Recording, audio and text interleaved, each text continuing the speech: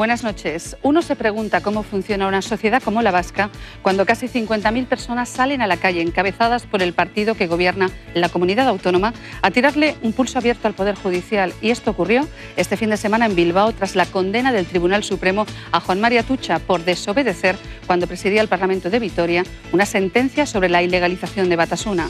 ¿Acaso en un Estado de Derecho hay alguien exento del cumplimiento de la ley? ¿Acaso la ley no es igual para todos?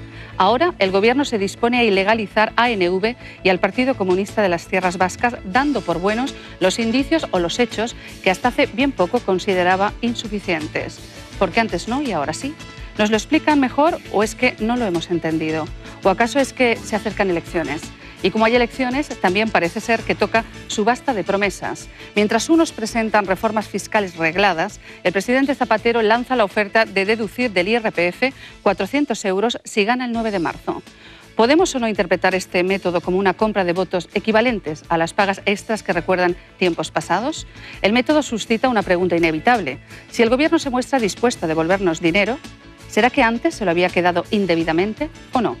Como cada semana en Parlem Clar vamos a debatir repasando la agenda de la legislatura que finaliza y nos preguntaremos también por qué la ley de violencia de género no ha mermado un ápice este drama colectivo, o si funciona en toda su plenitud esta prometedora ley de dependencia, o si uno tiene la percepción de vivir en una sociedad segura, o cuál es la verdadera incidencia de la reforma de la seguridad vial mientras se sigue llenando de muertos unas carreteras que no están modernizadas.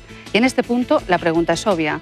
¿Será porque resulta más fácil legislar sobre los límites de velocidad que invertir y acelerar la construcción de infraestructuras que eviten la sangría de cada fin de semana? Hoy en Parlem Clar, como cada martes, con todos ustedes y con nuestros colaboradores habituales. En unos momentos.